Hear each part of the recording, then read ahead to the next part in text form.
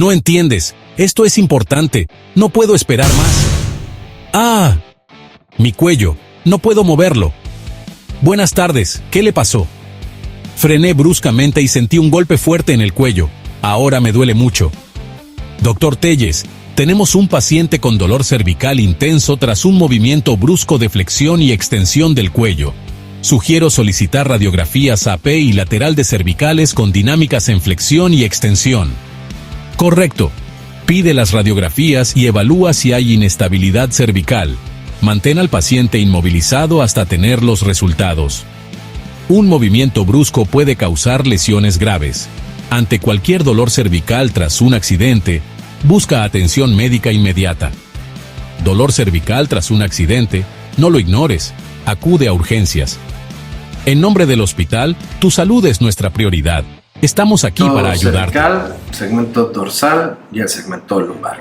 Segmento cervical, tenemos 7 vértebras cervicales, donde la primera es el atlas, la segunda es el axis, que tiene el apófisis odontoides o diente, y de C3 a C7 tenemos los cuerpos vertebrales que son regulares. En la parte posterior podemos ver las facetas o las articulaciones facetarias y los forámenes, que son los espacios entre las vértebras por donde nacen los nervios, representados aquí en color amarillo, y los discos intervertebrales entre los cuerpos vertebrales. Anterior a este tenemos el ligamento vertebral anterior, posterior al cuerpo tenemos el ligamento vertebral posterior, y hasta atrás, entre las apófisis espinosas, tenemos el ligamento espinal, que no hay que confundir con el vertebral posterior. El vertebral posterior solo se ve si vemos la columna desde adentro, ese blanco que se encuentra detrás de los cuerpos vertebrales.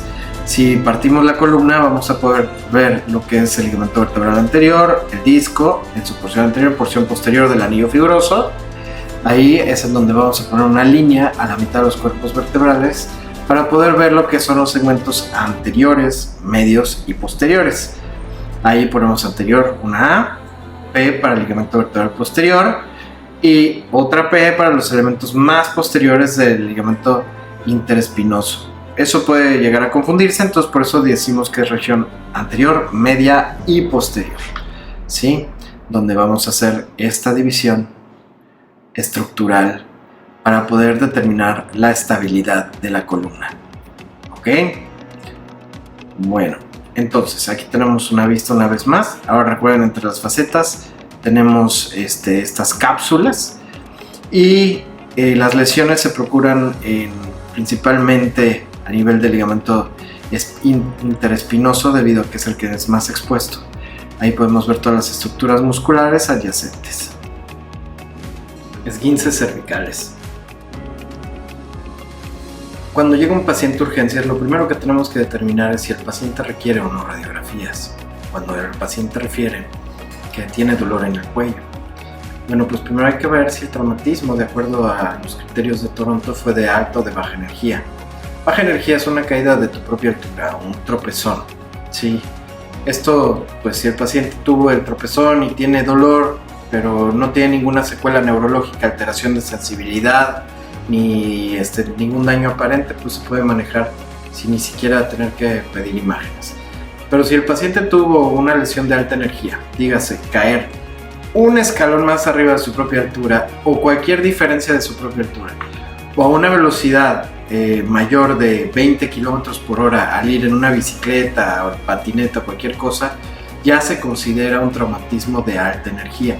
Igual cualquier traumatismo que suceda a bordo de un vehículo motor, ya sea motocicleta, automóvil, autobús, camión, avión, barco, cualquiera de estos es alta energía.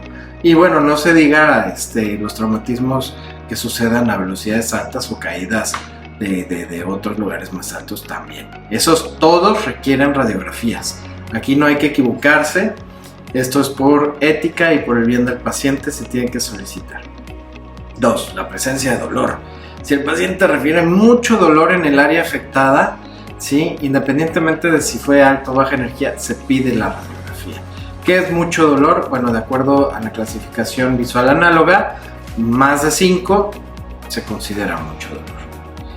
Y datos de lesión, puede el paciente no tener ningún dolor, pero refiere que se le duerme la mano, o que tiene hormigas en un brazo o en una pierna o no siente los pies, inmediatamente es indicación de tomar radiografías. Aquí tenemos la columna cervical, como se ve de frente, la anatomía. En un paciente cuando va manejando un vehículo motor, tenemos que frena de golpe o choca, entonces lo que sucede es que el cráneo continúa viajando a la misma velocidad, pero el cuerpo desacelera de forma violenta. Entonces ahí es cuando se presenta el movimiento del latigazo y podemos ver cómo las apófisis espinosas entre los cuerpos vertebrales cervicales se abren violentamente y esto rompe generalmente el ligamento interespinoso. O también puede lesionar lo que son el ligamento vertebral anterior o el ligamento vertebral posterior de la columna cervical. Las clasificaciones que vamos a ver en esguinces cervicales son muy importantes y estas determinan los criterios terapéuticos que vamos a seguir. Primero, tenemos que conocer lo que son los criterios de White y Panjabi. Esto se puede aplicar tanto a nivel cervical, torácico, lumbar, cualquier lesión de la columna, ¿ok? Esta es una escala de estabilidad. Entonces tenemos los elementos que determinan esto. Primero hay que saber que si tenemos más de 5 puntos, automáticamente se considera inestable. Primero, vamos a darle 2 puntos a lo que es la incapacidad funcional de los elementos anteriores. ¿Qué es capacidad funcional? Bueno, que el cuerpo vertebral esté completo, que no esté fracturado, que no presente una disociación anatómica, lo cual lo ponga fuera de su función normal. Igual incapacidad funcional de elementos posteriores, aquí ya no es el cuerpo vertebral de la vértebra, sino van a ser las láminas, las apófisis transversas o lo que es la apófisis espinal vertebral, cualquiera que se fracture, pues deja de funcionar. ¿Ok? La ruptura de las articulaciones costovertebrales, esto es a nivel torácico, cuando se disocian lo que es la costilla de la vértebra. De los anteriores, pues se les da 2 puntos a cada uno, excepto la lesión en la articulación costovertebral. Los criterios radiológicos, una vez teniendo la radiografía, podemos ver que puede haber de 2 puntos. ¿Ok? Uno es que hay un desplazamiento sobre el eje sagital, o sea, se pierda la alineación correcta de las vértebras, lo que es la lordosis cervical, la gifosis dorsal o la lordosis lumbar. ¿Ok? La angulación relativa en el plano sagital a más de 5 grados. Es decir, si una vértebra se angula más de 5 grados, aunque se conserve la curvatura, también se considera que es un criterio radiológico. Y bien, ahora la lesión de la médula espinal o la cola de caballo, cualquier lesión neurológica, sea la que sea, automáticamente te suma 2 puntos. Y la previsión de sobrecargas peligrosas, bueno, es un paciente que aparte de todo tiene un trabajo de alto riesgo como ser camionero o cargador o luchador o cualquier actividad física que pueda poner cargas peligrosas sobre el cuello, automáticamente le damos un punto extra, aunque nos prometa no trabajarlo. De ahí pasamos a la clasificación más importante para lo que son los esguinces cervicales, que es la clasificación de Dennis, ¿sí? Entonces tenemos que se va a valorar lo que es el pilar anterior, pilar medio y pilar posterior. ¿Ok? En Dennis, a diferencia de White y Panjabi que hablan de elementos anteriores y posteriores, Dennis dice son 3, anterior, medio y posterior. ¿Ok? En el anterior podemos ver que Dennis habla de los ligamentos longitudinales anteriores de la columna, la mitad anterior de los cuerpos vertebrales de la columna y el anillo del disco intervertebral, que es un anillo fibroso, o sea, lo que forma el disco que está entre las vértebras tiene un anillo fibroso, un núcleo pulposo. Entonces el anillo fibroso es parte de estos elementos anteriores. Cualquiera que esté afectado automáticamente hace que el pilar anterior esté afectado. Pilar medio. En el medio vamos a ver el ligamento vertebral posterior que se encuentra detrás del cuerpo vertebral. Podemos ver los elementos que forman parte posterior de la vértebra, ¿sí? El anillo fibroso también posterior del disco intervertebral y pues bueno, ya comenté lo del ligamento, ¿de acuerdo? Es muy importante no confundir la apófisis espinosa. La espinosa y las láminas son elementos posteriores, no medios. Ahora sí, elementos posteriores, los arcos vertebrales posteriores, lo que son las láminas, facetas, lo que es la apófisis espinosa, cualquiera de ellos, así como incluso los pedículos, se puede considerar elemento posterior. Si se afecta uno, se fractura uno, tenemos pilar posterior positivo. Complejo ligamentoso posterior, pues bueno, tenemos los ligamentos interespinosos, ligamento amarillo que se encuentra entre las láminas, ¿sí? Y las cápsulas cigoapoficiarias que se encuentran entre las facetas. La alteración de dos de estos tres pilares provoca inestabilidad. Y la estabilidad toracolumbar generalmente reside en el pilar medio. Y este se encuentra indemne, la lesión suele ser estable. Muy bien, aquí tenemos lo que son los elementos anteriores en la A, recuerdo la Denis, los medios en la B y por último en la C, los posteriores. Grados de inestabilidad. Vamos a ver que hay 3 grados de inestabilidad. El primer grado es inestabilidad mecánica, que es un riesgo de desarrollar una cifosis tardía, puede ser por fracturas, por compresión grave, lesiones por el cinturón de seguridad, como son las fracturas que se conocen como de Schanz. El segundo grado, la inestabilidad neurológica, y un riesgo de desarrollar una lesión neurológica de forma tardía debido a la lesión que tenga el paciente, fracturas por estallido o cosas que estén ahí que puedan mandar algo que pique a la médula. Y en tercer grado, una inestabilidad neurológica o mecánica, fracturas luxadas, o sea, donde tienes un cuerpo aquí y el otro acá, fracturas por estallido graves donde ya no hay anatomía y hay una deficiencia neurológica. En este video pues vamos a hablar de esguinces, un poco más, no tanto de fracturas, eso lo veremos en un video futuro. Tenemos la clasificación de McAfee, donde hay factores que indican inestabilidad en las fracturas por estallido, el compromiso del canal de más del 50%, cuando hay una cifosis de 15 al 25 grados y la pérdida de altura del cuerpo anterior de más del 40%. El mecanismo de la lesión es súper importante. Recuerden lo que hablamos, alta energía y baja energía. Lesiones de alta energía, accidentes de tráfico, caídas de alturas mayores a la propia del paciente. O sea, hay una combinación de elementos como flexión, extensión, compresión, o sea, cómo te caíste, flexionaste la cabeza, la doblaste, ¿qué te pasó? Esto es lo más importante a saber. Y si el paciente después de la lesión pudo ponerse de pie inmediatamente. Eso también es muy básico. Las radiografías que vamos a pedir. Vamos a pedir AP y lateral. Siempre en lesiones cervicales, doctores, por favor, recuerden AP y lateral. Bueno, en la radiografía AP pues no nos va a aportar mucha información cuando hablamos de esguinces, pero es importante para poder descartar que el paciente tenga una escoliosis o vaya a tener una fractura por compresión. Que también se ven las laterales, pero bueno, hay que pedirlo en AP. Y aquí en las laterales es en donde realmente nos arroja información que nosotros podemos utilizar como traumatólogos. Tenemos la lateral neutra que está en el centro. Podemos ver que se tienen que ver los 7 cuerpos vertebrales, así sea un paciente de edad avanzada o no. Aquí pues se alcanzan a ver. Muchas veces C7 la van a ver a través de la sombra de la piel o de la grasa del cuerpo. Hay gente que dice que le jalas los hombros, estiras la cabeza. Hay distintas técnicas para mejorar la imagen. ¿Ok?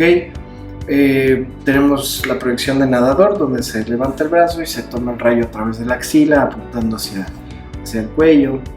Todo esto es con la finalidad de poder ver C7 cómo se articula con T1. ¿De acuerdo? Ahora, cuando el paciente tiene cualquier dato de dolor, siempre pidan dinámicas en flexión y en extensión. La flexión nos permite ver que los cuerpos se mantengan alineados entre sí, la apertura de las apófisis espinosas que sean de la misma medida, que no se abra una más que otra. Hay que medir con regla o con el instrumento que su computadora le ofrezca. Igual hay una flexión hacia el posterior y lo mismo, buscamos que los cuerpos vertebrales no se listecen. Listesis es cuando un cuerpo se desplaza sobre otro. Sí, esto es una listesis. Sí, vértebra en griego se dice espóndilo, listesis movimiento, espóndilo, listesis. Y esto va a decir de la ruptura del disco intervertebral, así como de los ligamentos que lo mantienen en su lugar.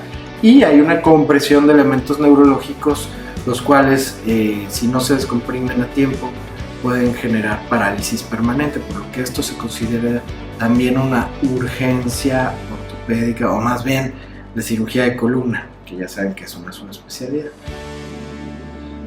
Es importante la API lateral para identificar cuando el paciente tuvo cirugías previas y trae en el cuello algún instrumento que ustedes o algún otro médico haya colocado ahí, como en este caso hay cajas intersomáticas de una cirugía previa que tuvo esta paciente.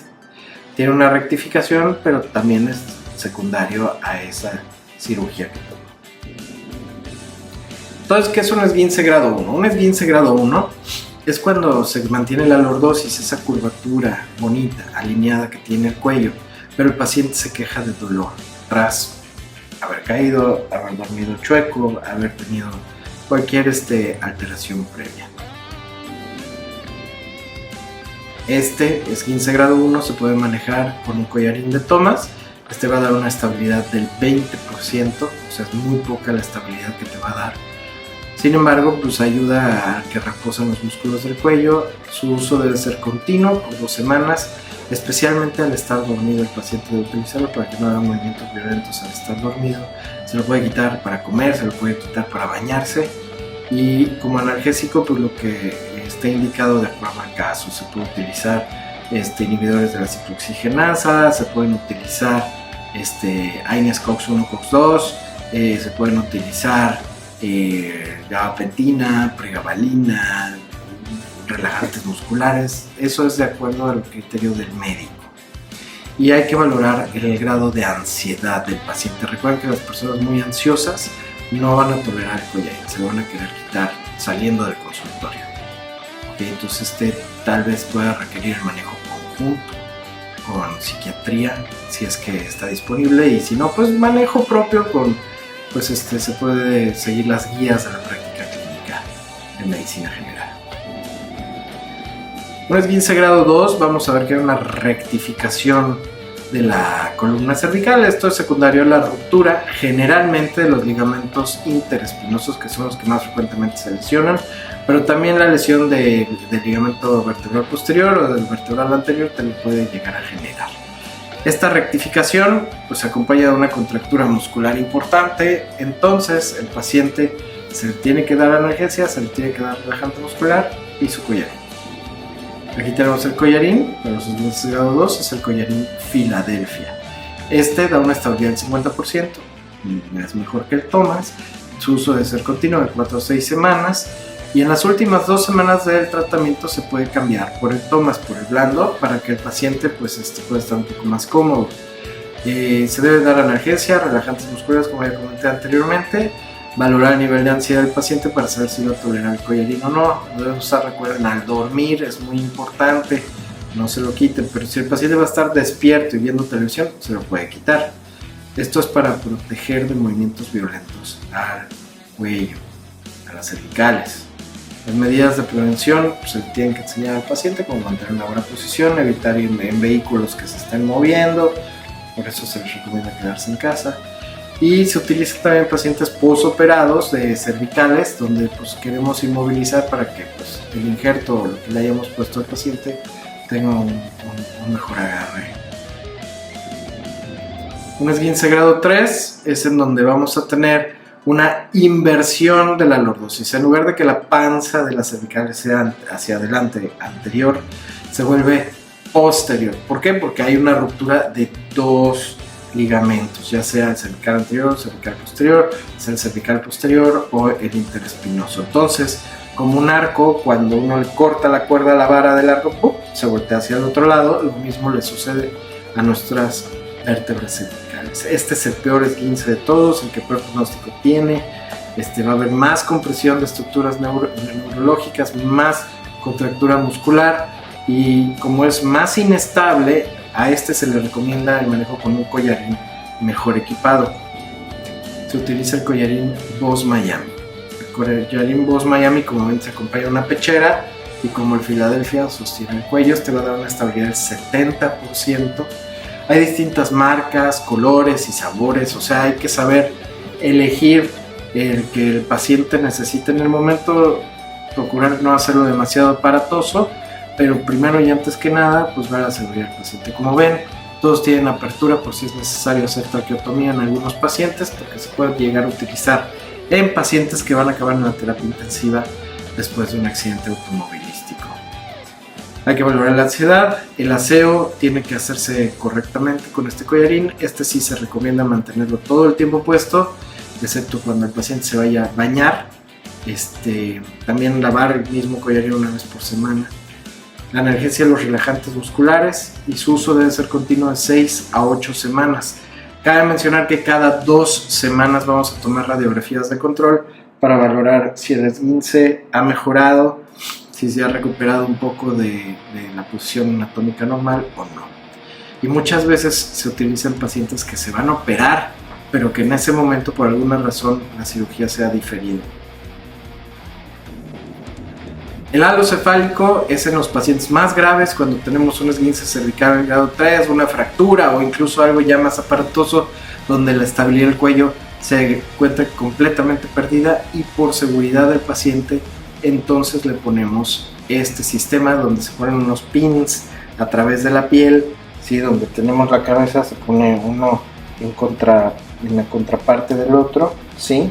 De tal forma que al atravesar la piel y agarrar el cráneo sobre un eje que sea pues parejo, no chueco, para que la tracción sea pareja de la cabeza, se ponen estos pins junto con un halo, y el halo puede ir agarrado al pecho del paciente, ¿sí? Puede ir agarrado a una silla de ruedas, como lo hacemos en los pacientes que tienen escoliosis, donde le vamos poniendo peso progresivo para ir enderezando la columna antes de operarlo, o en pacientes que ya fueron operados y queremos mantener la seguridad del paciente, también se puede llegar a utilizar. Normalmente a los operados ya no se les vuelve a poner, pero bueno, todo puede llegar a suceder en la viña del Señor. En pacientes que se vayan a operar es en los que normalmente lo vamos a usar, o en pacientes que están inconscientes en terapia, que tienen una fractura grave, que no se pueden operar porque están en muy malas condiciones, también se los podemos poner. Ahora, una terapia muy importante es en la invaginación basilar. Esto da en artritis reumatoide, donde se pierde todo el eje de estabilidad de C1 con el cráneo y C2 con el cráneo, y vamos a ver que la odontoides se va hundiendo hacia el cráneo y puede comprimir la masa encefálica a nivel del tronco cefálico y causa parálisis respiratoria. Entonces traccionamos la cabeza para evitar que esto suceda. La TAC en esguinces cervicales nunca se utiliza, realmente está indicada pero para fracturas cervicales. Si tú en la radiografía sospechas una fractura, por pequeña que sea, pides una tomografía, ¿ok? Esto también se puede utilizar en pacientes que en la radiografía no notas nada, pero tiene un daño neurológico el paciente. Normalmente ya en esos casos se pide lo que es una resonancia. Cuando hay lesión neurológica es resonancia, pero cuando hay duda de fractura, o si hay fractura, el gold estándar es la tomografía. Entonces aquí tenemos la resonancia, te ayuda a descartar otras lesiones como las hernias discales, identificar lesiones ligamentosas o que vaya a tener otra cosa, como puede ser, ahí en imagen vemos claramente aquí lo que es una hernia, y tenemos la compresión por parte del disco herniado hacia las estructuras neurológicas. El paciente con déficit neurológico es la indicación para hacerlas. Pero bueno, como pueden ver en las imágenes, se nota la rectificación en una de ellas, en un esguince cervical. Lo que es la otra que no tiene esguince es que tiene un esguince grado 1, y el esguince grado 3, donde hay inversión de la lordosis, se nota también en la imagen. ¿Okay? Entonces, lordosis normal, rectificación, inversión de la lordosis y compresión de estructuras neurológicas. Aquí pues bueno, nos están marcando la ruptura del ligamento nucal, un ligamento interespinoso que pues, nos sirve para hacer este diagnóstico de tejidos blandos. La resonancia es para ver tejidos blandos, discos, nervios, ligamentos, músculos, vasos sanguíneos, todo esto. Pero nota, no hay que confundir que cuando tenemos un paciente que tuvo un trauma craneoencefálico grave, una lesión grave a nivel de cráneo, la tomografía sirve también para ver los sangrados que hay dentro del cráneo. Esto en caso de emergencia. ¿De acuerdo? Es una nota al pie de página. La valoración clínica del paciente cuando llega a urgencias es básica. Aquí debemos primero observarlo cuando se para frente a nosotros y no tiene la cabeza inclinada hacia un lado o hacia el otro. Los arcos de movimiento, de flexión, extensión, rotación, o si tiene lo que es asinclitismo hacia un lado, sinclitismo hacia el otro, vaya, como dicen, flexión a un lado, lateralización, ahí viene marcado que debe ser de 40 grados, hacia uno hacia el otro, igual la flexión, extensión de 45 a 50 grados cada una, y la rotación hacia un lado, cuando dicen no, si tiene que ser cualquier movimiento que genere dolor, te va a dar información de qué lado está la lesión, si le duele el lado izquierdo, si le duele el lado derecho. A la hora de explorar la sensibilidad, esto es la palpación, vamos a ver que los dermatomos más fáciles de explorar pues son C5, dado que pues es a nivel del bíceps, ¿sí? El paciente también el movimiento del bíceps para checar la fuerza. C6 pues va a ser el levantar la muñeca, flexionar la muñeca, levantar, flexionar, ok. C7 pues vamos a tener que va a ser la extensión del brazo, ¿sí? C7 va hacia el tríceps. Y lo que es D1 pues son los movimientos de los dedos, los movimientos intrínsecos de la mano. Los reflejos de cada uno de estos dermatomos son muy importantes porque vamos a hacer lo que es el ASIA, que más adelante ahorita se los voy a explicar, pero esto es lo más básico para determinar si un paciente tiene o no alguna lesión neurológica en extremidades superiores. Que recuerden que estamos hablando de cervicales superiores, luego vamos a hablar de lumbares y de todo lo inferior. Aquí tenemos el ASIA, se utiliza tanto para extremidades superiores como inferiores. Como ven, se marca lo motor y lo sensitivo. Lo motor vamos a ver que se evalúa con 5 puntos que viene al reverso de la hoja del ASIA. Esta pues les explica muy bien, yo les recomiendo bajarla de internet, es gratuita y pues utilizarla en su clínica para valorar a los pacientes. Vamos a ver que vamos a tener una calificación de la fuerza máxima de 50 en cada una de las lados del cuerpo, extremidad superior e inferior. Vamos a ver la sensibilidad, también tiene una calificación de 50. Sensibilidad solo se marca 2. Uno es sensibilidad normal, 2 de 2, o sea, 2 derecho, 2 izquierdo. Pero si tienes 2, como les comento, es normal. Si tienes 1 de 2 es disminuido y 0 es no siente, ¿ok? Cuando es 5 de 5, estamos hablando que 5 es normal. Luego vamos a decir 4 es vence fuerza con resistencia. 3 es vence a la gravedad, ¿ok? O sea, el paciente puede mover y vencer la gravedad, pero si le pones resistencia ya no puede. 2 es el paciente mueve pero no puede vencer a la gravedad, o sea, si lo puedes encontrar la gravedad puede mover la extremidad o el dermatomo que estás explorando. 1 de 2 es, o sea, se le mueve el músculo, fascicula, pero no alcanza a vencer la gravedad ni a moverse. Pero ves que ahí hay un esfuerzo, ¿de acuerdo? Ese es 1. Y 0, pues no mueve nada. Eso es en cuanto al motor. Entonces sumamos todos los miotomos, nos debe dar 50. Sumamos todos los dermatomos, nos debe de dar 50.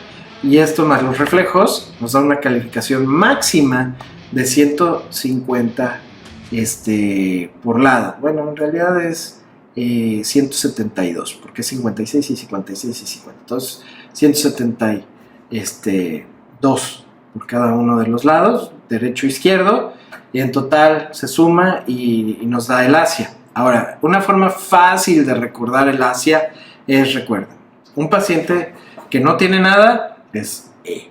Un paciente que está completamente paralizado y no siente nada ni mueve nada es A.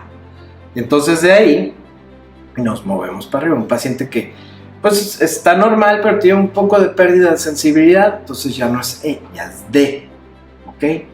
Un paciente que ya perdió una extremidad completa, no la mueve pero del otro lado mueve todo, puede ser un C.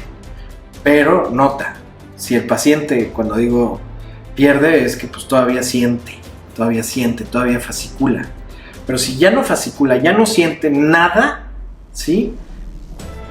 Pero del otro lado sí mueve o algunos músculos proximales todavía, es una B, ¿de acuerdo? A es parálisis y sin sensibilidad, es una lesión grave. Entonces recuerden, A a la E. Y de ahí, pues bueno, el Asia de forma correcta, tienes que hacer tu clasificación numérica y de acuerdo al número debes de ir poniendo el grado de Asia. Este es un elemento muy importante de la exploración tanto neurológica que deben de manejar ustedes como residentes y luego como especialistas. Por eso les digo, bajen el formatito, ténganlo a la mano en el consultorio o ahí en la sala de urgencias donde esté trabajando usted, doctor, y llénelo siempre que le llegue un paciente con lesión de cervicales o de cualquier otra parte del cuerpo. Yo sé que vas a ver muchos esguinces, no les vas a hacer Asia a todos, pero si ves un paciente que trae un déficit neurológico, hazle el Asia. Si no tienen déficit neurológico... ¿Necesitas ver esto si te cuesta dar like y suscribirte? Presiona ese botón de like. Y no te olvides de suscribirte para más diversión. Únete a nuestra familia y apoya el canal. Vamos, es gratis. Da like y suscríbete ahora mismo.